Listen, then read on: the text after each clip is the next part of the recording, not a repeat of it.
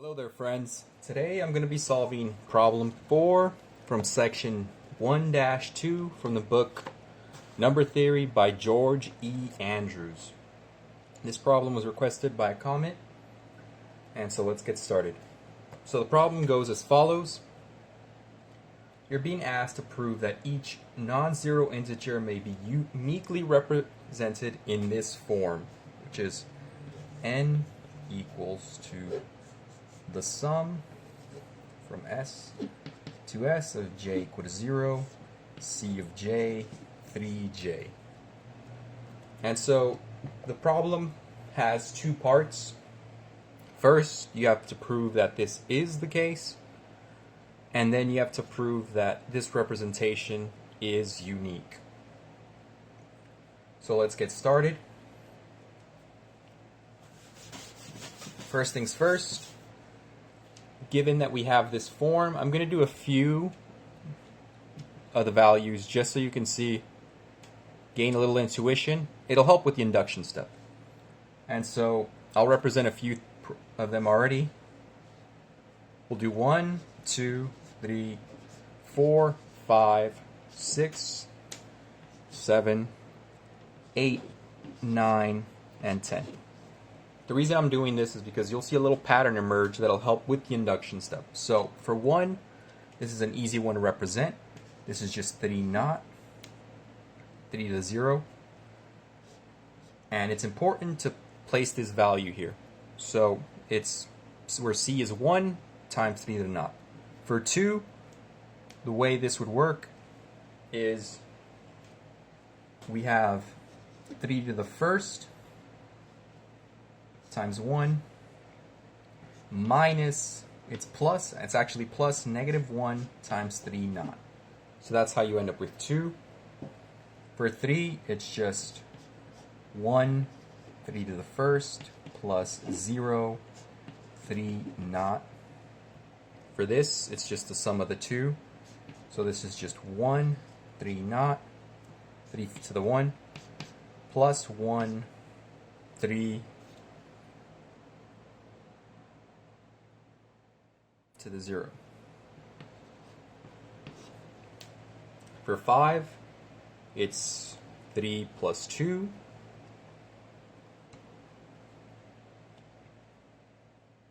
But no, it's not 3 plus 2. My apologies. It's 1, 3 squared. It's 9 minus 4. So it's 1, 3 squared, plus negative 1, 3 to the first, minus 3 naught. I'll actually just stop there. I think that's more than sufficient to show the pattern. And that's that for the last value, for the value of C, the previous value, there's a pattern that goes as such. It's 1, negative 1, 0, 1, negative 1. And if I'd done 6, which is just 9 minus 3, you would see another 0 would emerge. Now this will be important right now when you see me do the inductive step, the proof by induction. So proof by induction. We have our base case, n is equal to 1. Simple enough. Again, this is just 3 naught. So now we're going to do our assumption. I'll write here proof by induction so you know what I'm doing. Proof, induction.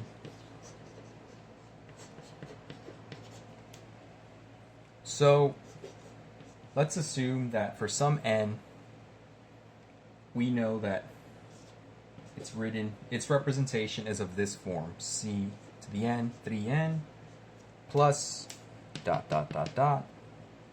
And we'll do C1, 3, 1, C naught, 3 naught, plus.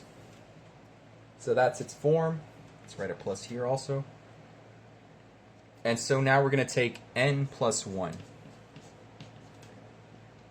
And n plus 1 can be written as follows. We take Cn, 3n, plus dot, dot, dot, again, C1, 3, 1 plus C naught plus 1, 3 naught. Now, this is only true if C naught is not equal to 1. From what we saw in the previous step, well, part of the reason it can't be, if C naught is 1, then this is 2, which is outside of the purview. So C naught either has to be negative 1 or 0. But if C naught, let's say C1 is equal to 1, yeah, this is the case unless C naught is equal to 1. In which case, we can just write it as such. N plus 1 is equal to Cn, 3n plus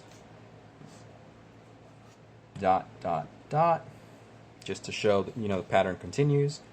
And this will be C1 plus 1, 3, 1, plus, minus C naught, 3 naught. The reason I'm putting there minus is because this is actually the only value C naught can technically be at this point is negative 1. You can recall that from the earlier process in which we went through the whole inductive step. Not the inductive step, where we went through each case and the pattern emerged, which was 0, which was 1, 0, negative 1, I think. So, because this is finite, there's not an infinite number of values here for the representation, then this concludes in a finite amount of steps. And so, even though it might seem a little off, we've actually already shown here, there's another finite amount of steps to get to whatever the right value is. So we've shown the inductive step. We've shown the base case n is equal to 1. We have we have our assumption, and we showed that the next step is always, you can always find a representation for it. And so now we need to show uniqueness, because this only shows that we can represent it as such. It doesn't necessarily show that each value is in fact a unique value. Now, to show uniqueness, the proof is fairly similar to how you show uniqueness for the basis representation theorem. That's shown in the book. So, first things first, we're going to just say that there's some representation n. Actually, before that, we're going to let B of n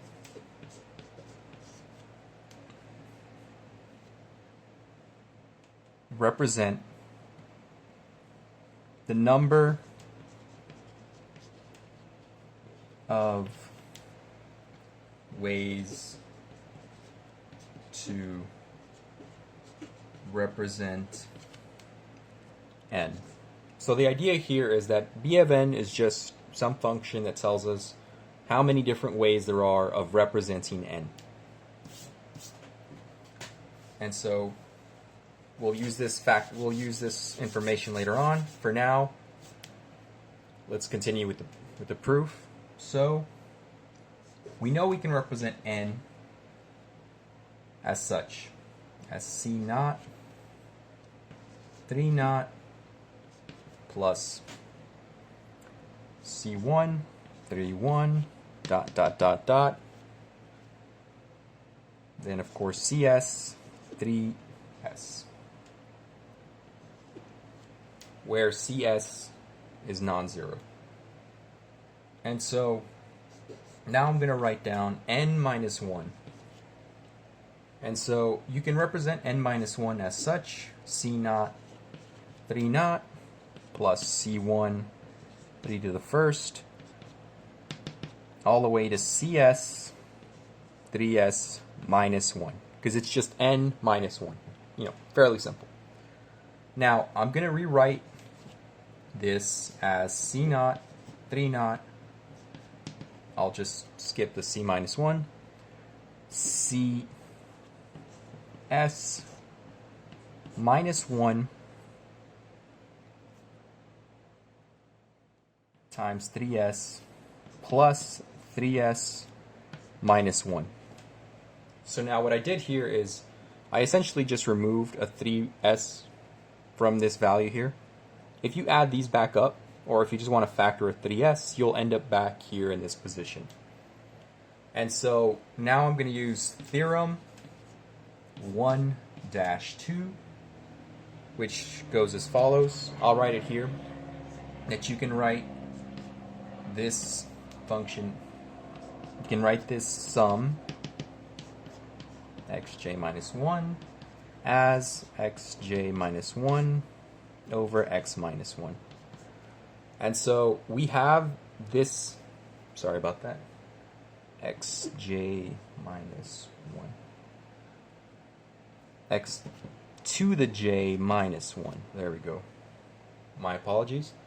And so we actually have this top value up here. And so we can rewrite this whole bottom part as such. Let me see.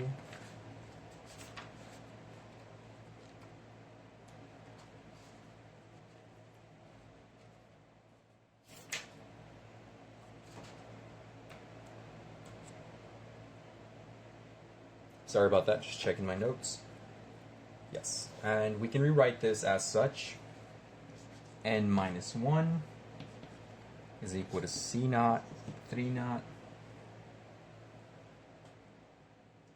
dot, dot, dot, CS minus 1, 3S, plus,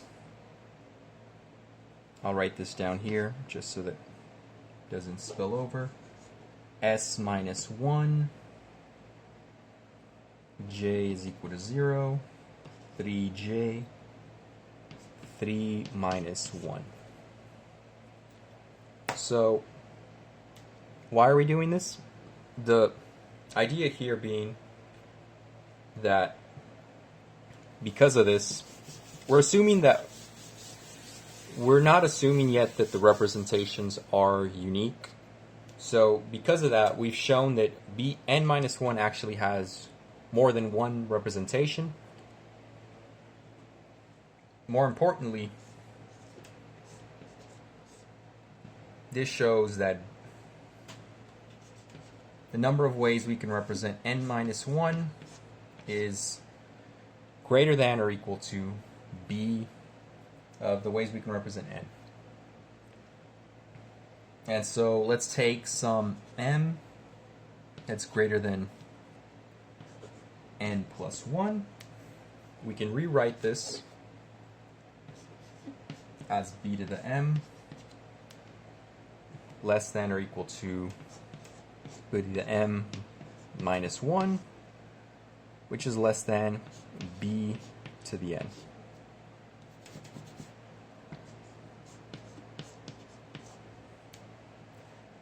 Now the idea here being that as the value gets larger in this function, it's either smaller than or equal to the previous function. And so we know that 3n, sorry, just making sure my notes here are nice and proper. We know that 3 to the n has at least one representation. So, at least one representation. And we know that this inequality holds true. 3 to the n is clearly larger than n. For n is greater than 0. And so we can write this inequality as such.